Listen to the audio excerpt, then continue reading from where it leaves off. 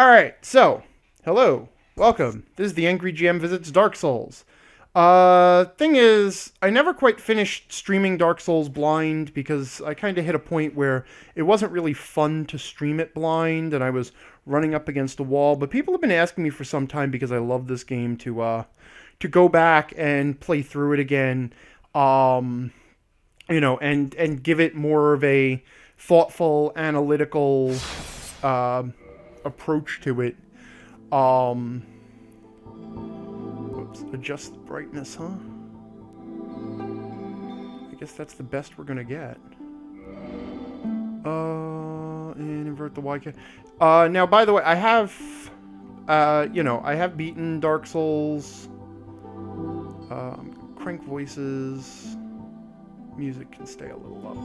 I have beaten the game, even though it looks like I haven't, because I had to replace my PS3 and all of my games and lost all my save games and stuff. So, we're gonna go ahead, and I've been thinking about what to play through as, and I'm kind of torn between playing through as a warrior and playing through as a cleric. The cleric was kind of my favorite playthrough that I did. I did a playthrough as a sun bro. And that would let me show off some of the multiplayer parts of the game for people who haven't seen it before. You know what? Maybe we'll do that. We'll go cleric. I'll go a dude this time. My last cleric was a woman, but whoops. I don't understand why the PS3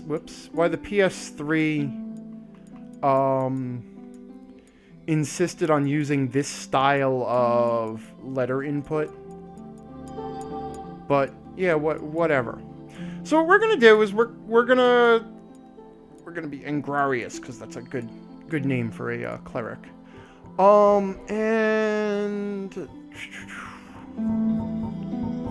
I'm not now. So I guess let's talk about stuff, because now I'm not playing it blind, so I can talk about the things. So first of all, the choice of class, basically what it really determines is your starting equipment and your starting stats. And as you can see on the left, as I cycle through the different classes, that I also cycle through different stats. One of the stats that you start with is level, which is based on the sum total of all of your ability scores. Now, as you level up, it costs more and more souls, that's the experience points of the game, to go up in level. So a lower level character gives you more opportunities to customize your character, which is why lots of people take the Pyromancer as a good starting character, because it starts at level 1. It gives you the most opportunities to sort of to customize.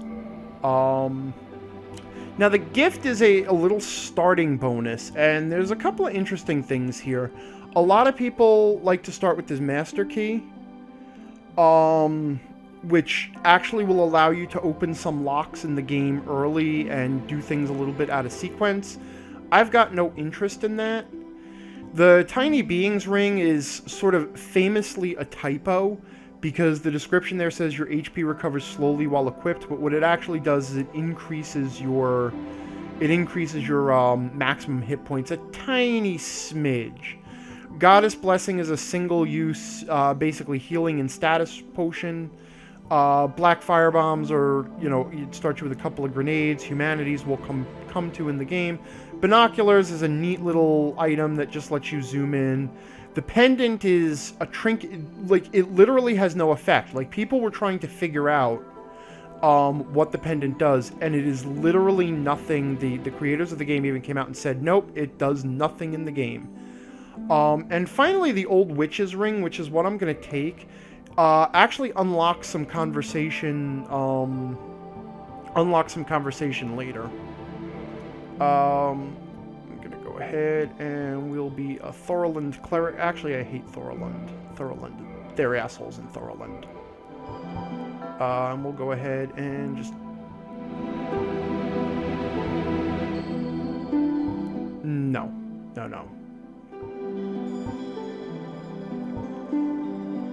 You know what? We'll just go with a ponytail. That's cool. And we'll go dark brown. There we go. Now I have my cleric. Ingrarius the cleric. And we'll get started with the... Did the bomb say better than an STD? No, I don't think so.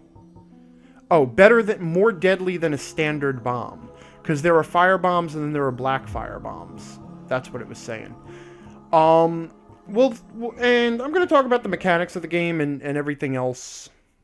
And everything else as we play. So, here's the intro. The world was unformed, shrouded by fog. A land of grey crags, arch trees, and everlasting dragons.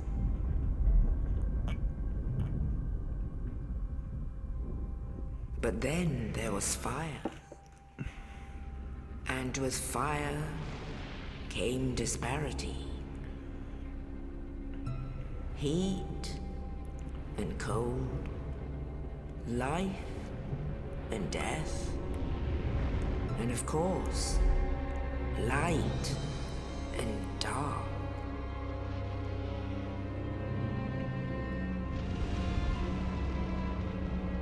Then from the dark they came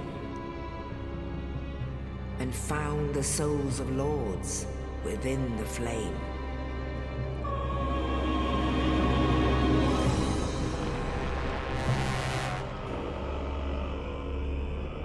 Nito, the first of the dead.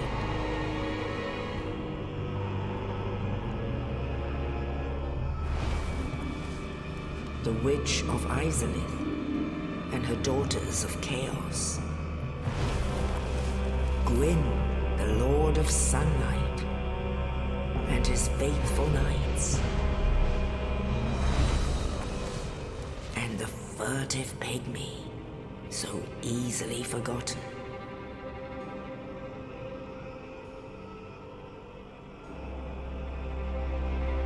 With the strength of lords, they challenged the dragons.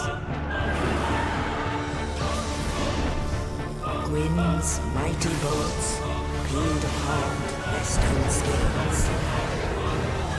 The witches weaved great firestorms. Nito unleashed a miasma of death and disease.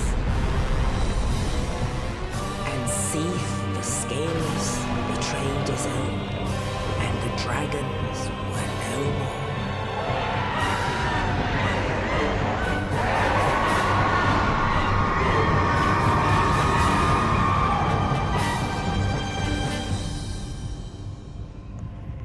Thus began the Age of Fire.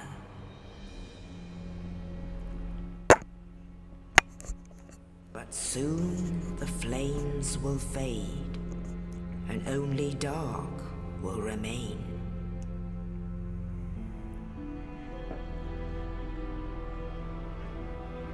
Even now, there are only embers. And man sees not light, but only endless nights. And amongst the living are seen carriers of the accursed dark side.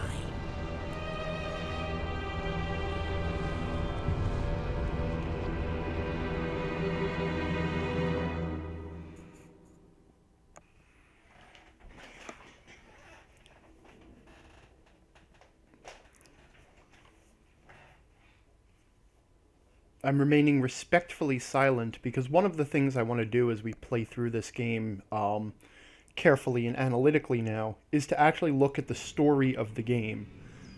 So we're going to be attentive to it this time instead of just racing through dialogue. Yes, indeed. The dark side brands the undead.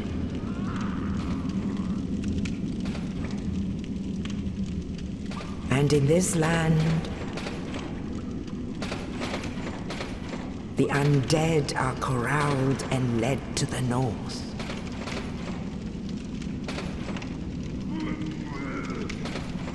Where they are locked went away to await the end of the world.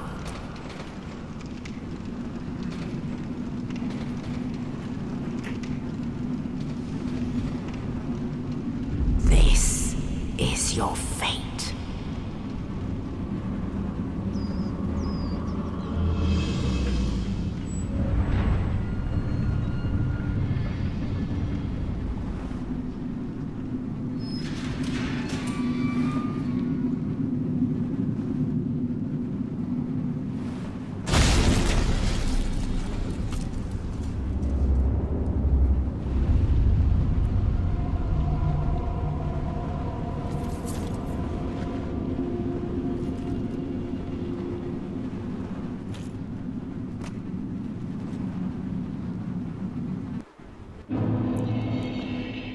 Joe Phantasm is saying, it sounds so silly starting off with, yes, indeed, who talks like that?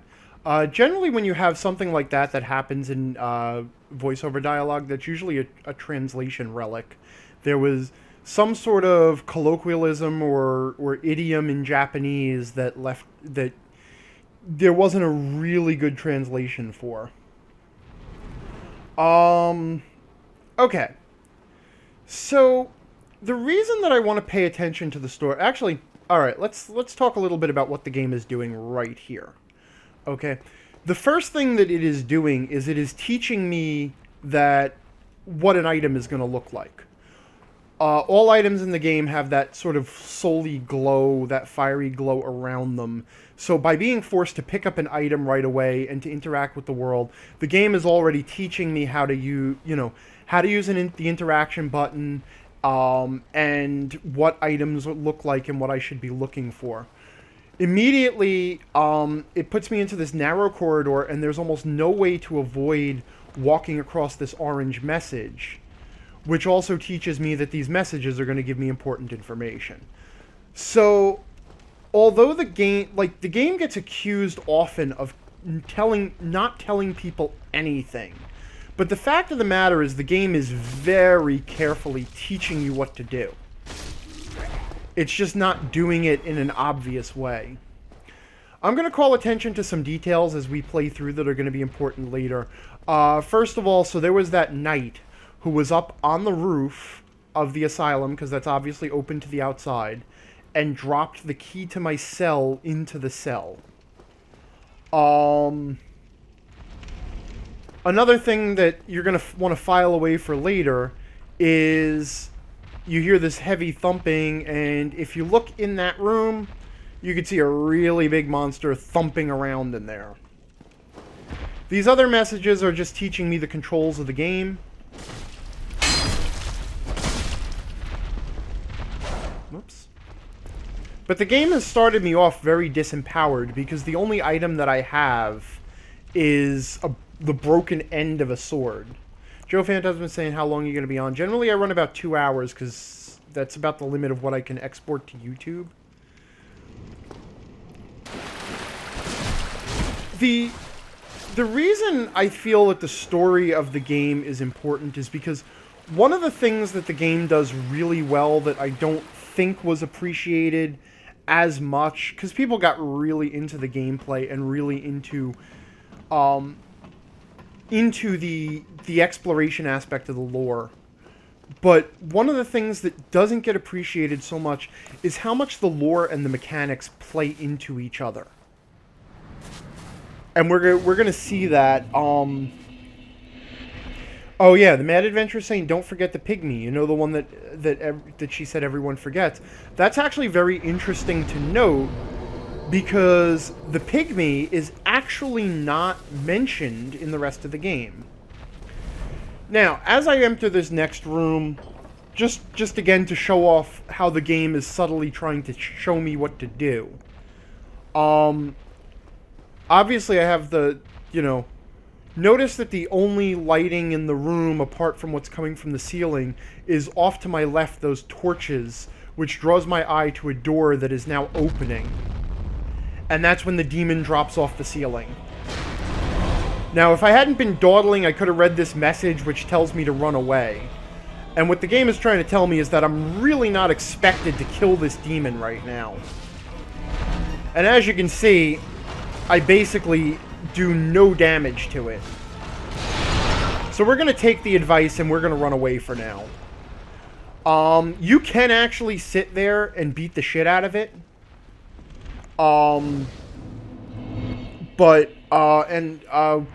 You can also kill it if you take black fire bombs as your starting equipment.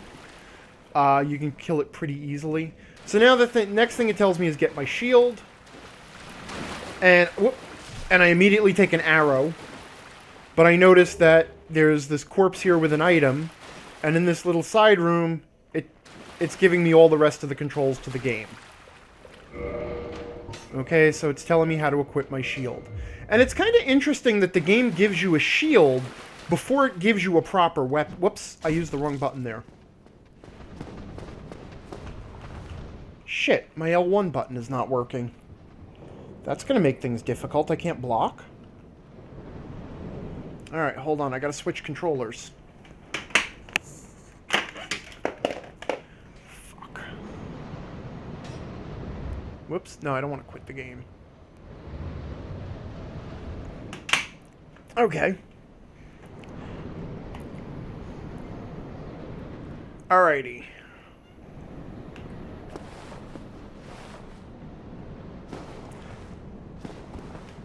Alright, there we go. So it's kind of interesting that the game gives you a shield rather than a sword, or rather than your weapon to start you out. And that kind of foreshadows the fact that the game is intended to play more defensively than offensively. And if you've been following Bloodborne, you'll notice that that's a major difference between this and Bloodborne, where Bloodborne expects you to be offensive and frantic. Oh, Richie is asking about the bonfires. So, the bonfires are checkpoints, and it's going to become a little bit more clear what they do in short order. But for right now, all I know about them is that they are checkpoints. When you rest, that you recover all your hit points at them. And if you die, which we'll shortly see, your hit points are restored. Okay?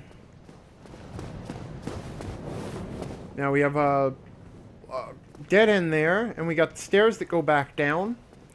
This is another major gimmick of the game, is shortcuts back to previous bonfires and previous areas. So, you know, it's kind of appropriate that right here in this little tutorial level, which is really what this is a tutorial level. It's already, like, teaching me the concepts of its level design that are going to be important. I kind of forgot that was there. But that's okay. Because I actually saw it ram right through this door. And now we see we have a knight in here. And he's basically in this ruined cell. There's no way in. Whoops. Except for a hole in the ceiling. Oh, you. You're no hollow, hmm? Thank goodness. I'm done for, I'm afraid. I'll die soon, then lose my sanity. I wish to ask something of you. You and I were both undead. Hear me out, will you? Regrettably, I have failed in my mission, but perhaps you can keep the torch lit. There is an old saying in my family. Thou who art undead art chosen, and thine exodus from the undead asylum maketh pilgrimage to the land of ancient lords. When thou ringeth the bell of awakening, the fate of the undead thou shalt know. Well, now you know, and I can die with hope in my heart. Oh, one more thing. Here, take this. An Estus flask, an undead favorite. Oh, and this. Now I must bid farewell. I would hate to harm you after death. So go now, and thank you. Now I must bid farewell. I would hate to harm you after death. So go now, and thank you. Yep. Calibrion is also sort of revealing the ending of the game here, in the chat, or at least what is presumed to be the ending of the game.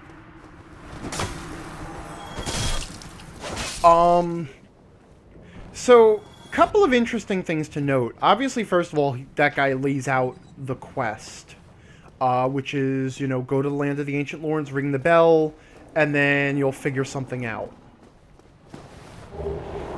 This is also where, if you are a spellcasting class, you will pick up your spellcasting item. You kind of have to start to learn... You kind of have to learn a bit of the spellcasting mechanics on your own. The game doesn't really help you with that. I'm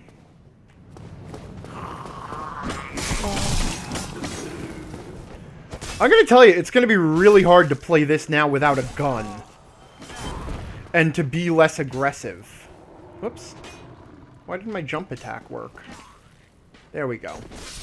And to be less aggressive. Calibrion is saying, is there a rule against spoilers this time? Not for me, because I know the game in and out. But, you know, I don't know if the chat wants to have sort of a revelatory experience or just have it all spoiled now and have the meanings explained. So that knight, whose name, incidentally, and I'm actually supposed to learn how to... Oh, I switched to two-handed mode. I'm actually supposed to learn how to parry from this guy. So parrying is a matter of hitting the L2 button at just the right time to interrupt an attack. It's sort of... I forgot how to use Estus. Oh yeah, there we go. It's similar to using your gun as a parry in Bloodborne, only different. And then this is going to teach us the plunging attack. Okay. So now we are here against this demon again, but this time we have some advantages. We have a weapon. We have the plunging attack.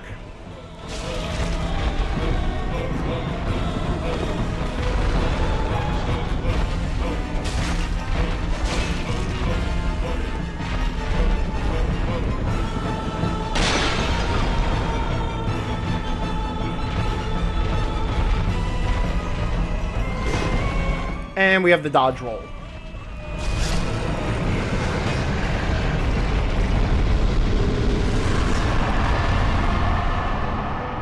Now, what we're also seeing here is some classic gating techniques. Like, I could not proceed through that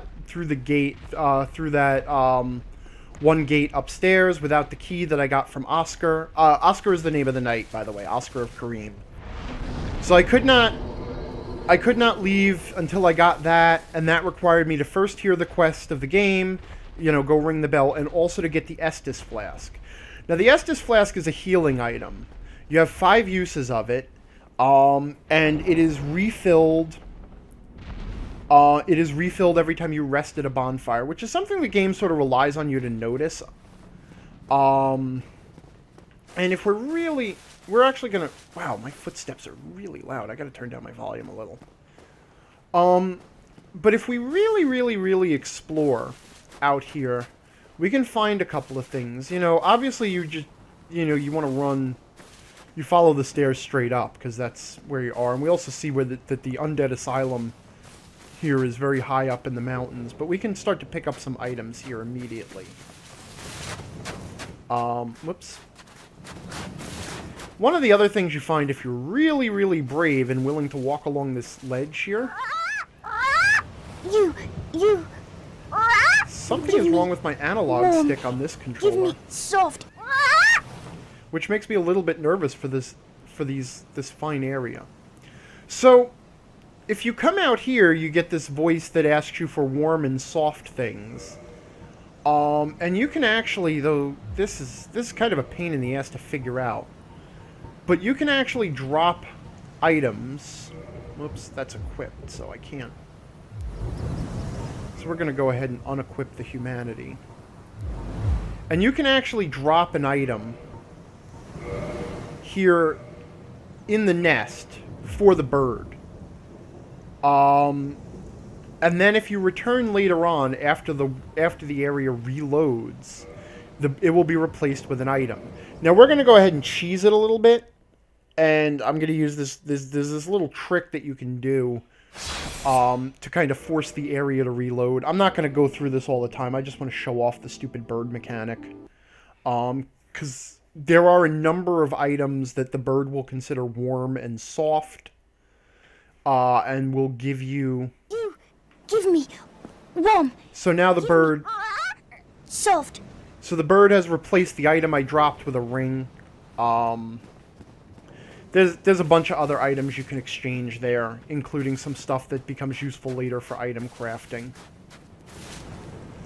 But we're not going to worry about that right now. I just wanted to show it off. And now we kind of get into the game proper, though I would argue that the game still really isn't rolling just yet. In the ancient legends, it is stated that one day an undead shall be chosen.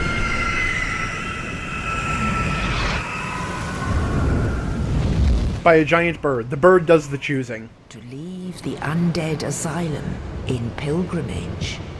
Also, I still argue that this is not technically a pilgrimage.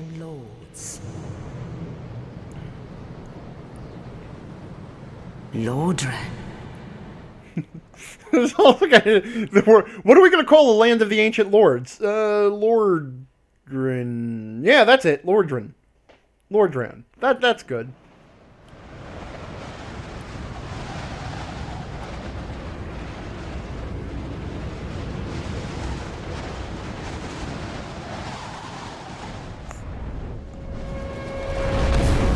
Okay. Celebrion says only the shiniest adventures shall pass. Okay. And now, notice that the game is telling us that we can use bonfires to level up. Whoops. Still having a little bit... I think the analog stick on this controller is having trouble resetting itself back to neutral, which is also going to be a problem. So that means both of my controllers now have problems, which is going to be kind of a pain in the ass. So we're going to go ahead and play with some of the mechanics in the game here. So, first of all, humanity. This kind of plays into the whole story of the game. So if we read the lore on humanity, we find out that this is this rare black sprite. Nobody knows what it really is. You know, blah, blah, blah, whatever. When you use humanity, you can see I have a humanity meter in the upper left. Okay, and that's a count of the humanity that I actually have on me. At bonfires, one of the things we can do is reverse hollowing, which requires us to consume humanity. And that allows us to restore our humanity. And this plays into this whole undead story. Because the way the world works is that certain people are marked with the dark sign that makes them undead. Every time they die, they come back to life. But as they keep coming back to life, they gradually lose, well, their humanity, their memories, their identity, and their grip on their sanity. Ultimately, when they have died and revived too many times, they become insane, they become basically mindless zombies, they go hollow. Well, what do we have here? You must be a new arrival. Let me guess, fate of the undead, right? Well, you're not the first. But there's no salvation here. You'd have done better to rot in the undead asylum. But too late now. Well, since you're here, let me help you out. There are, actually, 2 bells of awakening. One's up above in the undead church. The other is far, far below, in the ruins at the base of Blight Town. Ring them both, and something happened. Brilliant, right? Not much to go on, but I have a feeling that won't stop you. So, off you go.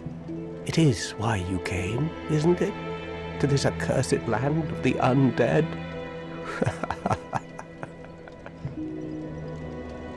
Now, like in Bloodborne, you can also see that I will occasionally see the phantoms of other players playing the game in other worlds. What?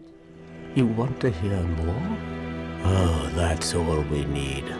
Another inquisitive soul. Well, listen carefully then.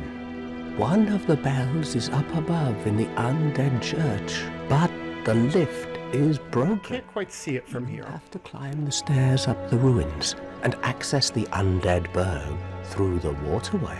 The other bell is back down below the undead burg, within the plague-infested Blight Town.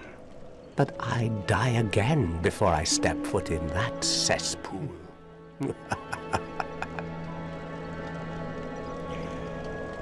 Bloody hell, what is it now? You ask too many questions. I think that's it. So, nope. What now? I'm not There up we for go. chatting. Leave me alone. If you talk to NPCs frequently enough, they will eventually start to repeat themselves, which means you've exhausted all their dialogue options. Now, at this point, the game has sort of taken us off the linear path that the Undead Burg put us on. And it starts to kind of fuck around with you here almost immediately. Because the guy says, oh, go up the stairs through the church, or through the ruins to get to the, first Bell of Awakening. And we've got broken stairs and ruins right here. You can also kind of see right up there, sitting up there, is the, yeah, my analog stick is definitely shot a little bit. That sucks. But you can also see the bird that brought me here hanging out there. Okay? So, now we're kind of like, we have this whole area around us to just sort of explore and to play around in. Now, it's nice because this is a relatively safe area, at least to start with. So we can just kind of poke around and find items. But the game is now trying to tell you, okay, at this point, you're just going to have to wander around and find your own way. You know? What's really interesting, though, I'm going to come back to that NPC in a second, is that this path that seems like the right path is not. Okay, these stairs take me nowhere. They don't get me anywhere. This actually, even though it's not immediately obvious, this is the broken elevator that he was talking about. We'll drop down there in a second and see what's at the bottom of the elevator shaft. But this whole space is kind of a red herring. I guess, okay, we'll talk to Petrus here. Hello there. I believe we are not acquainted. I am Petrus of Thoroland. Have you business with us? If not, I prefer to keep a distance, if possible. Hello there. I realize that I have requested that we retain our distance, but I also want you to know that it is not meant in ill will. Here, take this, as a token of peace. No, go ahead. It's for you. Here's a penny. Get away from me, kid. You bother me. Oh my, you again. Oh, I know. How about this? I have to await my companions here anyway. So what if I were to teach you some miracles? Would that please you? Very well. Then first, a covenant with the gods. Now let me share my miracles. Only their ultimate effectiveness will be determined by your efforts and your faith. Okay, so basically what he's talking about here there are a number of factions in the game that you can join that each give you certain benefits. He is a member of the Covenant known as the Way of the White, which is kind of a fairly standard, or at least it seems at first blush, to be a fairly standard, good-aligned cleric type covenant. So you join his covenant, and then he will actually let you buy divine magic. And we'll be coming back to buy some of this, but He'll also let us buy a talisman, but it's not any better than the talisman that we picked up as a cleric. If you don't start the game as a cleric, he represents a way for you to become a My cleric. companions are Milady and her young knights. She is young, but burdened by an undead mission. We are her defenses, to keep her from harm. An undead mission? Regrettably, I cannot share that with you. But you are my pupil. Perhaps if you show your faith. So he wants... Very well. I can surely tell you. Now, the amount he charges you for this information is Undead actually clerics based on are your given a level. mission to seek kindling. Kindling is the art of feeding bonfires with humanity. Through kindling, we shall one day be granted magnificent powers. Okay, and I think that's... Very well. Okay, that's it. Kindling is the art of feeding bonfires. So he starts repeating himself from there. That's fine. We'll leave him alone now.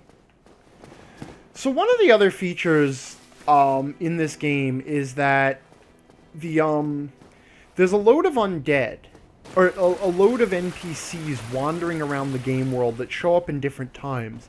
And they all have their own storylines going on. And they intersect with yours at certain places. Though also at certain places, you kind of have to seek them out to get their stories to advance. And that sort of... It's kind of a subtle point, but the game is an exploration-based game, from a mechanic standpoint, from a gameplay standpoint, obviously. Find your way through the world, explore the world. The more you explore, the more you are rewarded with items and rare stuff and things. But by the same token, the game also lacks any sort of required exposition. The game does not force any exposition on you beyond the cutscenes that you already pretty much started with.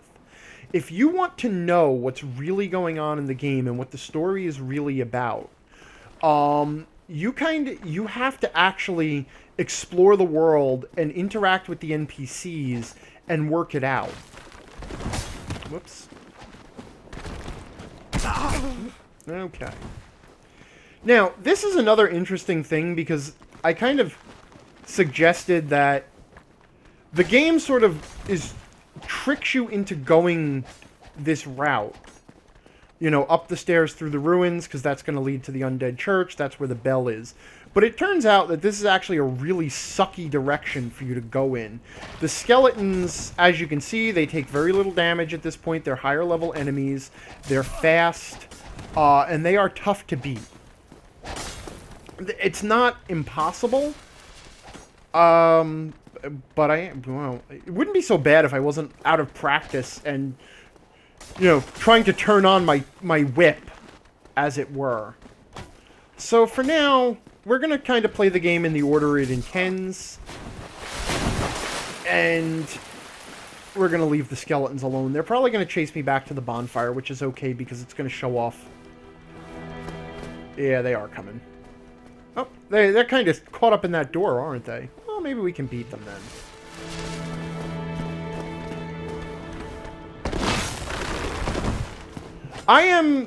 I can beat this game, but I am by no means, great at it. There are people who are really impressive at the game. Really amazing to watch. I'm not one of them.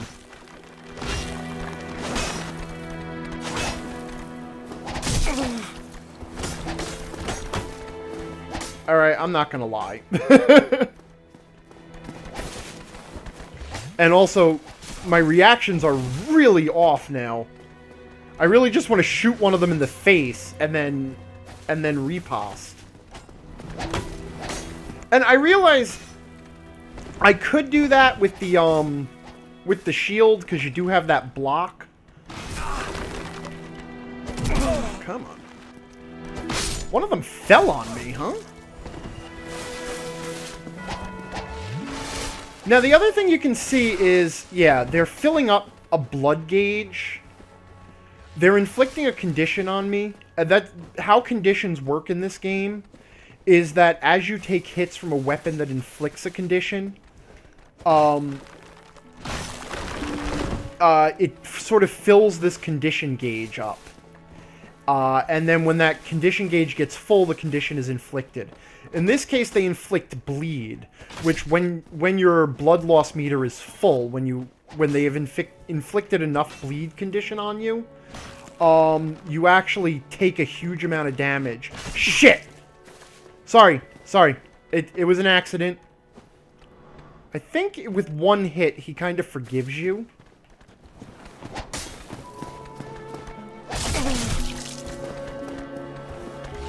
I'm not sure, though.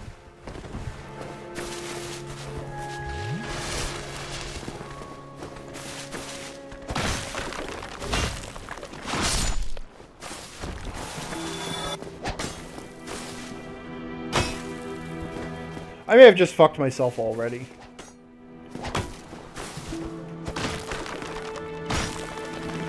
Whoops. Alright. You recovered. Fine, take a second. I also haven't talked yet about the stamina gauge. Underneath my hit points, which is that red meter, there is also a green meter that represents my stamina. Each attack I make, dodge rolls, parries, heavy attacks, they all chew up your stamina. And when you're out of stamina, you're... Okay, yeah, you recognized it was an accident. Okay. Leave me alone.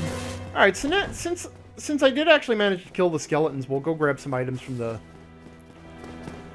the graveyard there.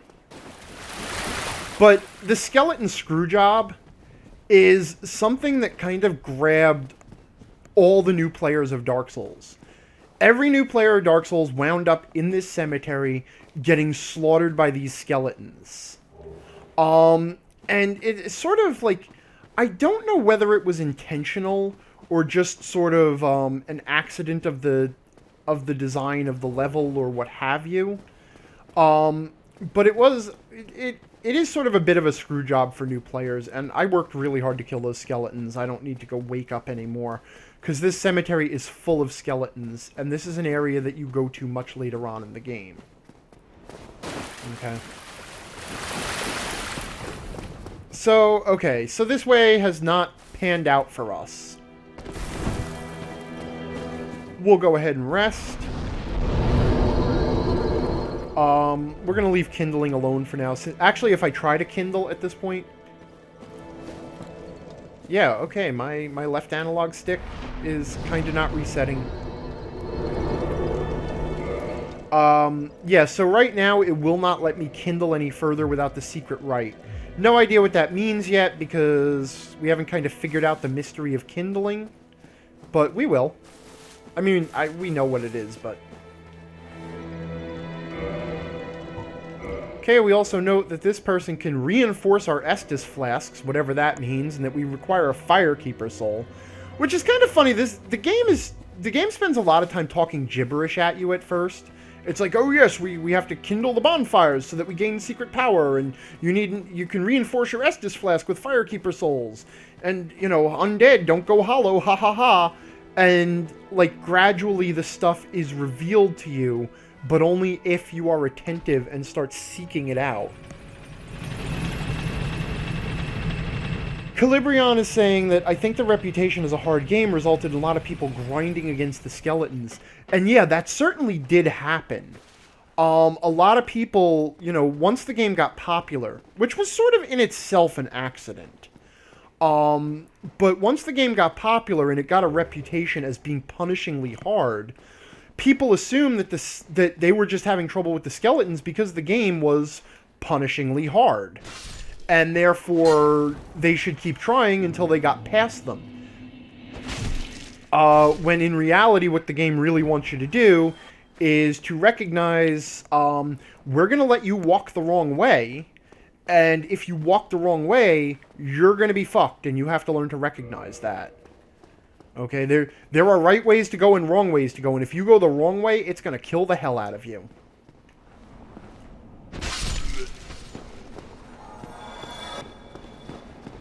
Now, if we walk down this path, because we're being really explory, Well, this is unusual. You haven't lost your head. And more importantly, you're free. How on earth? Well, I shouldn't pry. I'm Rickett of Vinheim. I was once an established smith, though. Look at me now. Can you believe it?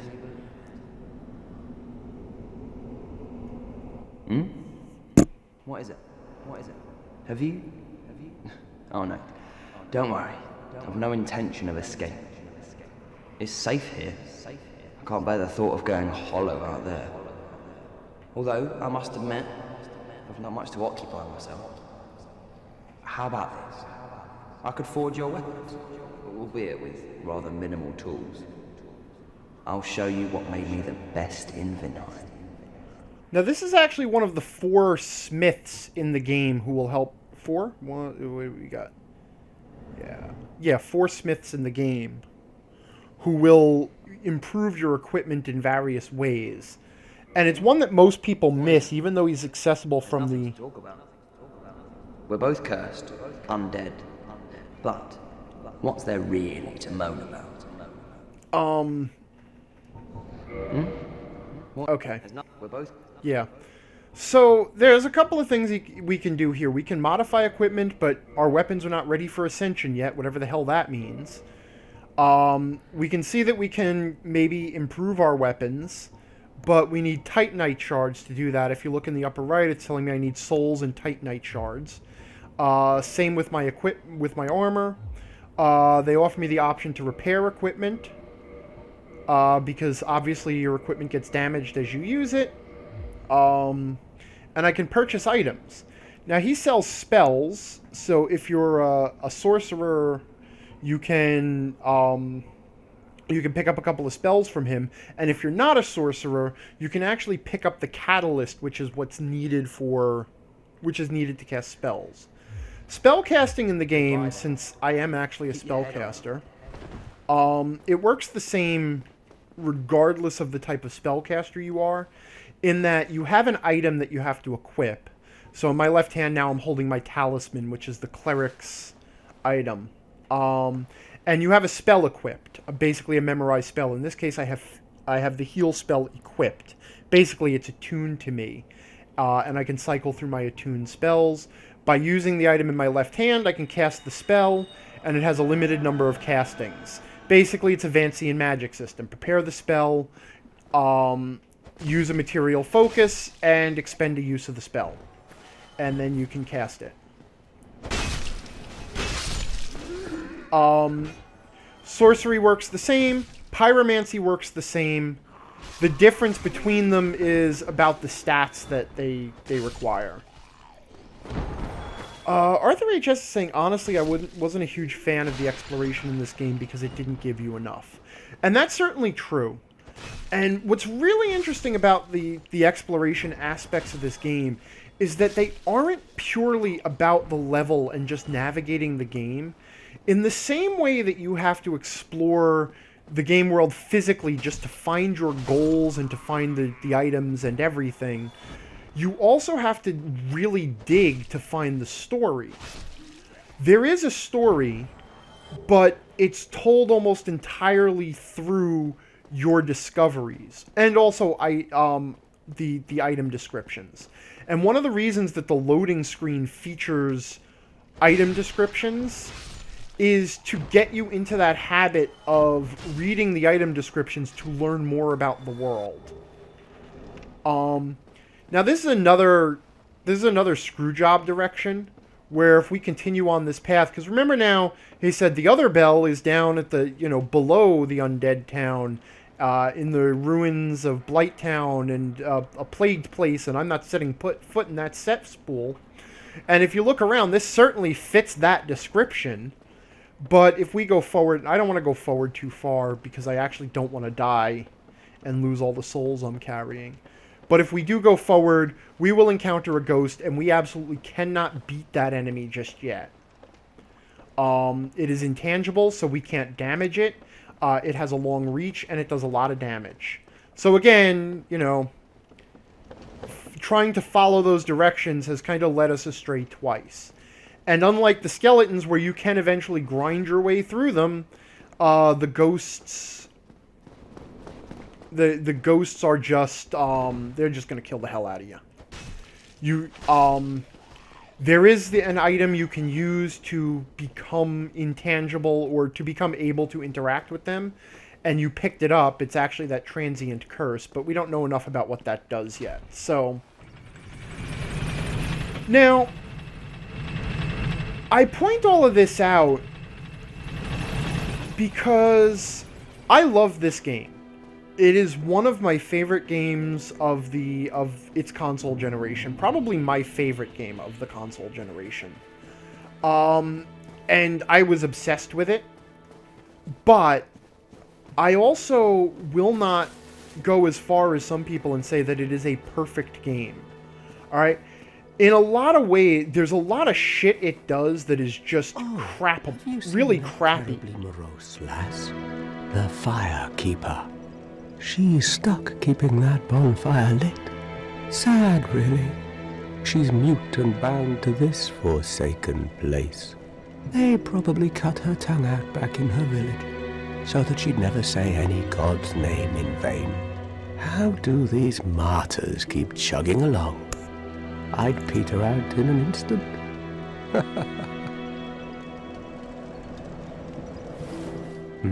I'm not up. Okay. So the other thing now is that we have picked up all of these souls.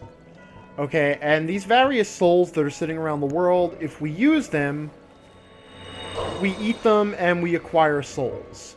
Now, if you haven't noticed it so far, in the lower right-hand corner, there is a soul count. That's the number of souls I have. Every time I kill an enemy, I gain some souls. And when you break open these soul items, you gain souls. Souls are your experience points and your currency in the game. You can use them to buy stuff, and you can use them to level up. And we're going to do that in just a second. I also kind of miss... One of the things I liked that Bloodborne did was it gives you the option to use multiple items with one... Now, the other interesting thing is that the dark sign, which was mentioned in the opening animation, is actually an item that you have, even though that it's a brand, it's a mark on your body. Okay, you can actually activate it to kill yourself and be reborn at a bonfire, which I'm clearly not going to do just yet. So we're going to go ahead now and we're going to level up a little bit.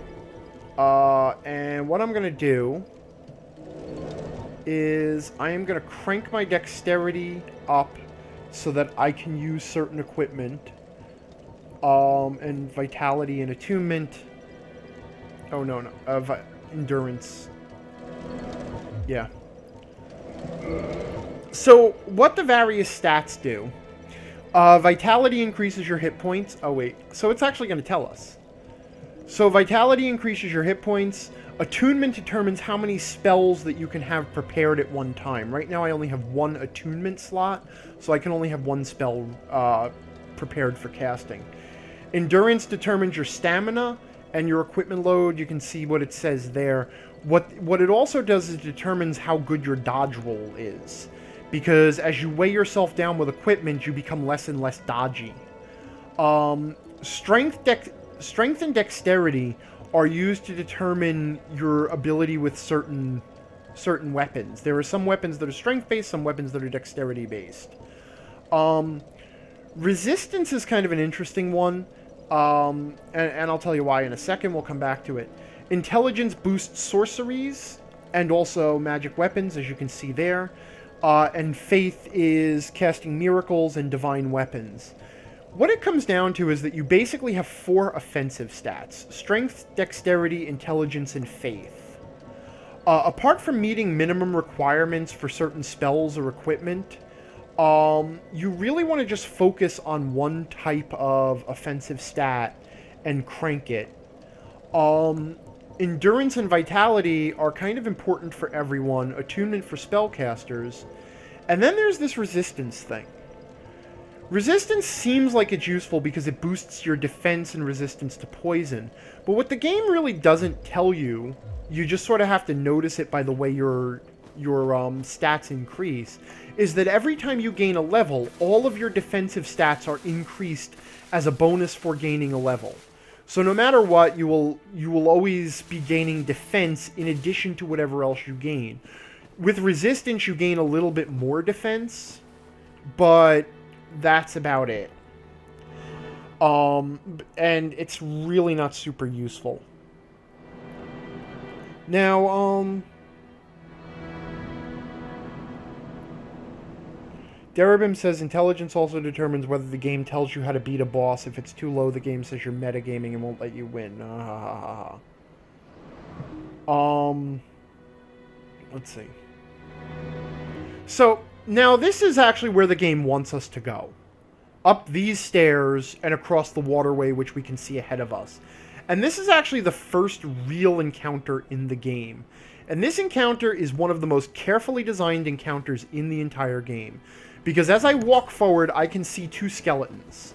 This guy who comes at me, and I fight him. He's a little bit more powerful than the hollows that I was dealing with back in the Asylum, but not much more so. And then I will run ahead and go and deal with the knight here. And suddenly I'm on fire, and another skeleton drops down. Why am I on fire? Where did that other skeleton come from? Well, now I don't have time to worry about it, because I'm under attack. Whoops. I forgot to, I was going to parry there.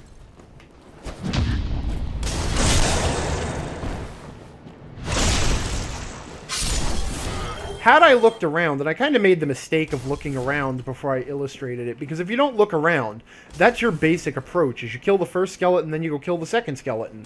Done and done. But up above, we can see there's a skeleton throwing firebombs, there was another skeleton up on the stairs, and there's another skeleton backing him up. So I've survived that encounter now, and I see the skeleton up there throwing fire on the stairs. So we're going to go ahead and engage him. And we can see that he throws in a very regular pattern. We'll lock onto him. We'll let him throw. And then we'll move forward and kill him. And oh shit, there's actually a guy with an axe who is hiding around the corner to kill us. And then the other skeleton joins the fun. This entire encounter is carefully designed to teach you to stop and look around at your surroundings, look around at the terrain, and examine everything. It sort of teaches you that this game is going to be a series of engagements and encounters. Puzzle areas. So here you are now, you've reached an area. Don't rush in, don't deal with the first enemy you see.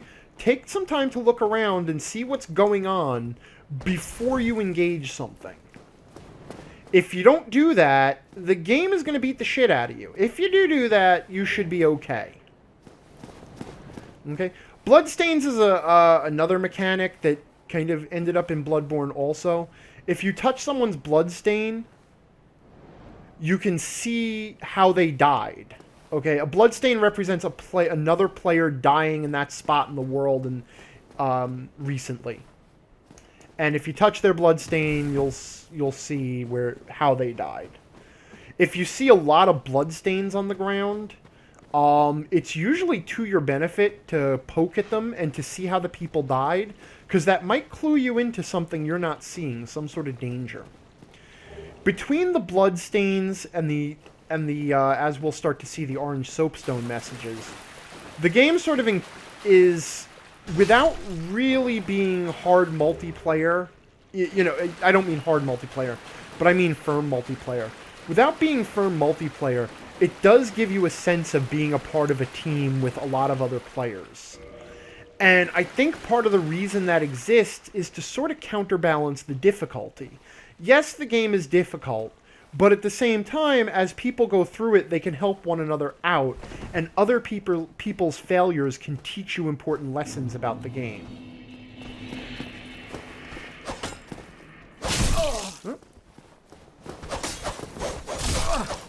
I still don't quite have my Dark Souls mojo back.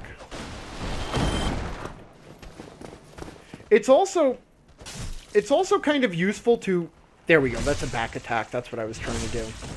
A back attack is similar to a parry attack in that it does massive damage. You have to be directly behind the opponent and not holding your shield. Which actually, that not holding your shield up thing sort of drove me a little bit crazy. I couldn't figure out why I couldn't get back attacks for the longest time. And it was because if you're holding your shield up, the back attack won't go off.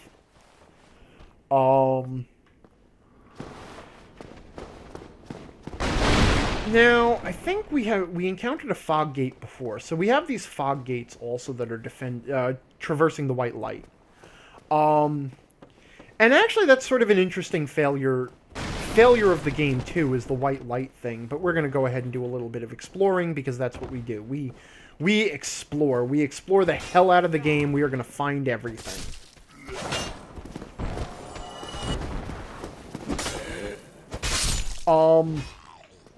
So, I mentioned that the game's lore and its mechanics are very, very tightly intertwined. The death mechanic, the idea that, you know, when you die, you are resurrected at a bonfire, and the world sort of resets itself. Everything in the world is also resurrected at the same time you are, and you lose all of your souls and humanity when you die. That's not just a game mechanic that builds... Because really, when you get down to it, that is the core mechanic of the gameplay. That is basically what drives the trial and error style of gameplay that Dark Souls has created. Because it really is sort of trial and error. Go ahead, explore, make mistakes, learn from them, make a little bit more progress every time, keep coming back a little bit better. And that only works if you create death that is both meaningful and trivial.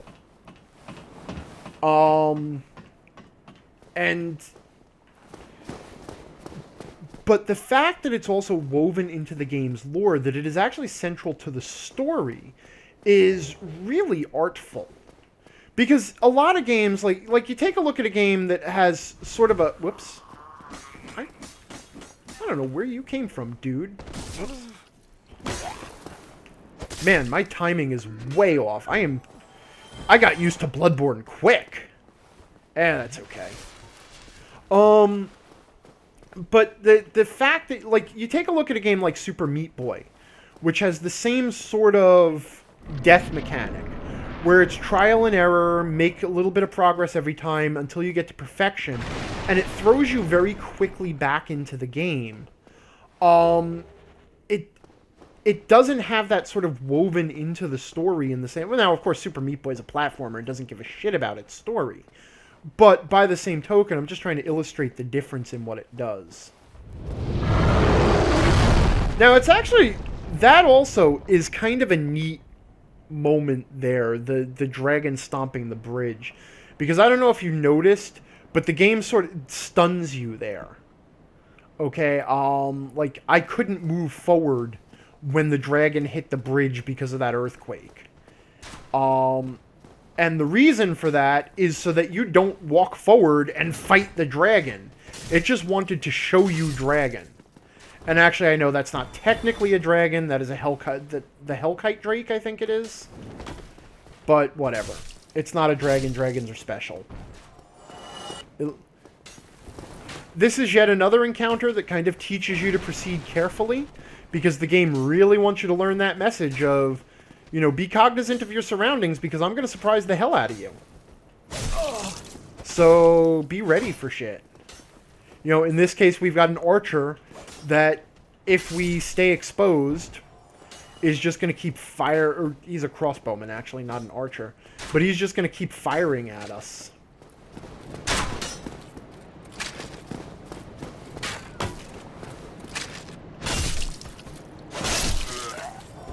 And now from up here, we can also sort of get a view of the landscape here. And we can see those guys over there on that path off to the left.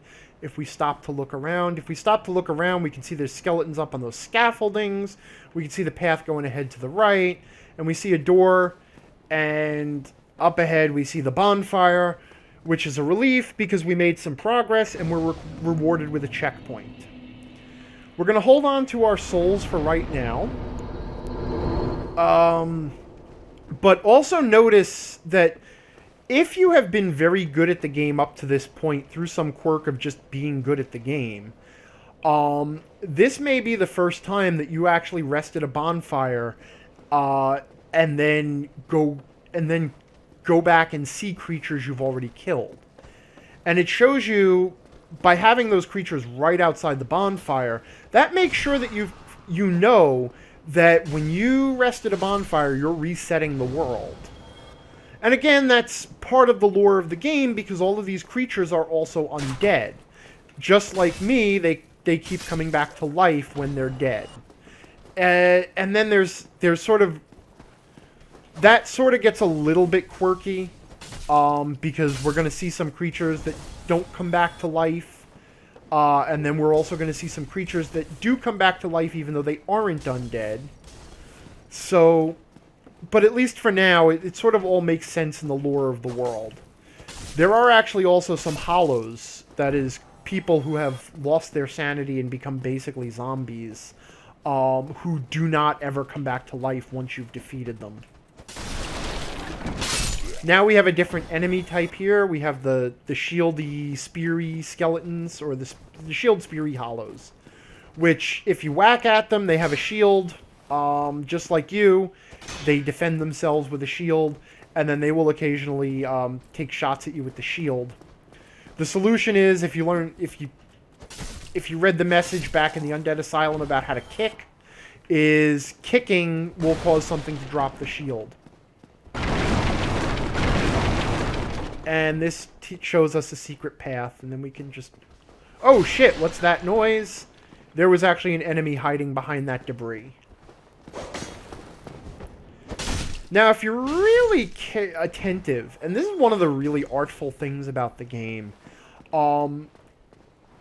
enemies who use different weapons have very different movesets and very different styles of fighting. And if you use the same weapons, you have the same movesets and styles. Most of the enemies have pretty much the same set, at least a subset of the same verbs and actions that you do. They can make light attacks. They can make heavy attacks. The skeletons in the graveyard will actually use the parry and then riposte. Those guys will use the shield. The spear guys use the shield to defend themselves just like you do, and wait for an opening to attack. So gradually the game introduces you to the idea that, you know, your enemies are going to be doing all the same stuff you are. You're kind of on an equal footing in that respect. Now, obviously, in some cases, you know, enemies are going to do some pretty different things, but, you know, at least for now, it's a good lesson to be taught, and it sort of speaks to the fairness of the game. One of the things the game tries to achieve, and there's a lot of arguments as to whether or not it actually does, is it tries to be scrupulously fair. There are a few places where it really breaks that rule, but for the most part, it does obey its own rules. Once it teaches you something, it also, you know, it follows its own rules for the most part. I will point out the areas where it fails, because again, this is now... this is a critical playthrough. This is a critical analysis of the game, is what I like to refer to it as. So I guess, meanwhile... Oh, we have another NPC here. Well now, you seem to have your wits about you, hmm? Then you are a welcome customer. I trade for souls. Everything's for sale.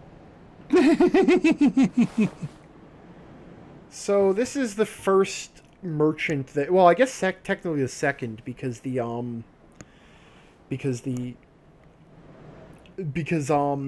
first one was the Vinheim of Rickert. Rickert of Vinheim. Has moved in below. And up above, there's that humongous drake and a bull demon too.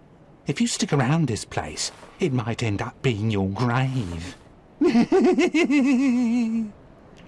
Now, it's also interesting that almost Here, all of I'm the not here to undead, or We all of talk the business, or we NPCs, talk nothing at all. punctuate a lot of their lines with sort of a... Here, I'm Well, not. okay, we wore him out of things to say.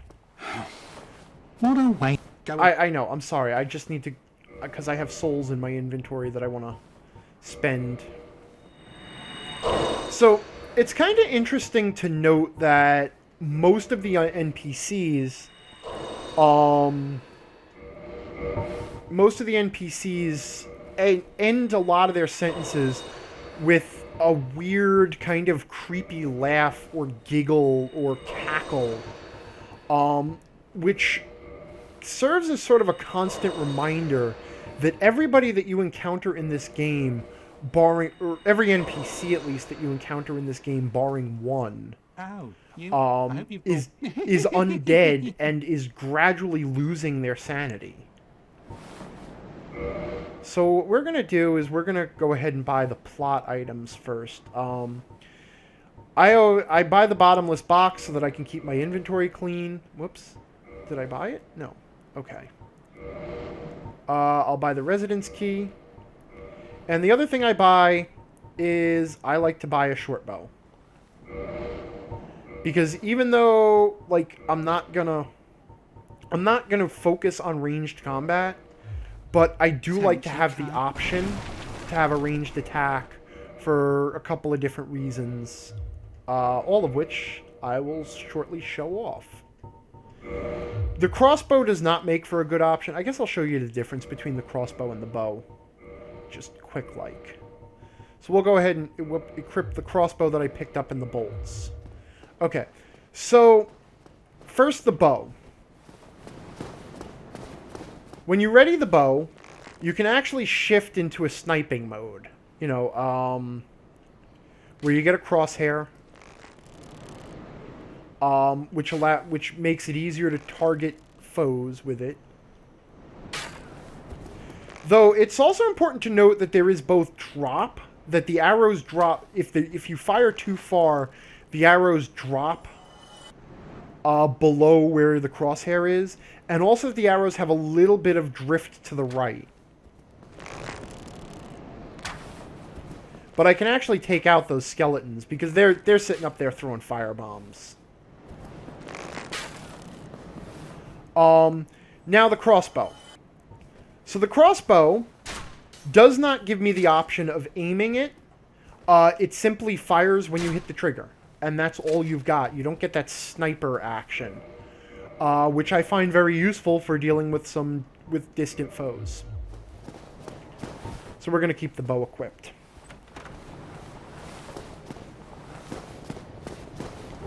Arthur HS is saying, what's so insane about petting a creature that doesn't exist?